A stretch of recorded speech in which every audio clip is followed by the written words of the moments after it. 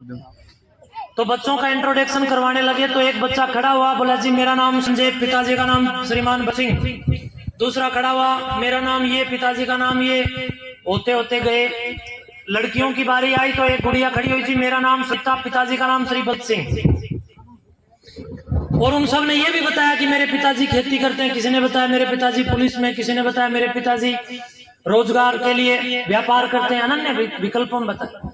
जब अंत में एक गुड़िया का नंबर रहा तो गुड़िया ने खड़ा होकर अपना नाम बताया और पिता का नाम बताया और कहा महेंद्र जी मेरे पिताजी खेती करते हैं।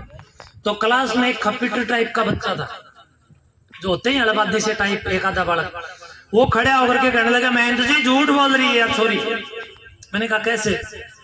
बोले छोरी का बाबू कोई भी खेती नहीं करते, बल्कि छोरी का पिताजी सुल्फा पीता है, दारू पीता है, अफीम खाता है, चरस का सेवन करता है, नशेड़ी है, गली में पड़ा रहता है, हम लोग उठा उठा के घर भेजते हैं। उस गुड़िया ने अपने इंसल्ट महसूस कर ली, अपमान महसूस कर लिया।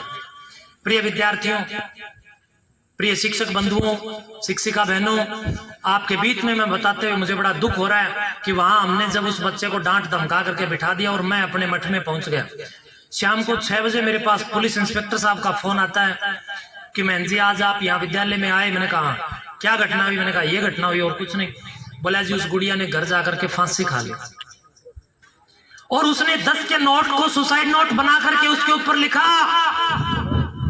कि आज विद्यालय में मेरे साथ ये रसूख हुआ और मैं मर तो वहीं गई थी, लेकिन भौतिक रूप से लोगों को दिखाई दे रही थी, आत्मिक रूप से मैं मर गई थी।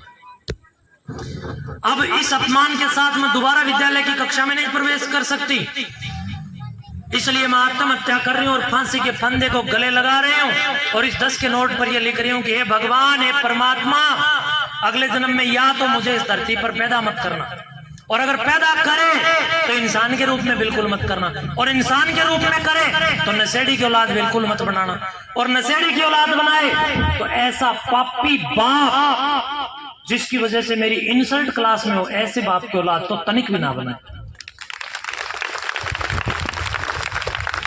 और उसने अंत में कहा कि मैं अपने जीवन लीला को यहीं समाप्त कर रही हूं, अगला जन्म परमात्मा मुझे इस धरती पर दे ही नहीं। तो यानी जब माँ बाप नशेड़ी होते हैं तो बच्चे इस हद तक भी गुजर जाते हैं। इस दर्द देने वाली घटना ने मुझे झकझोर दिया, लेकिन मैं लगातार फिर उसके बाद नशाखोरी के खिलाफ इस अभियान को लेकर के गांव-गांव में आगे बढ़े। बहुत बहुत धन्यवाद, शुभकामनाएं। बुरा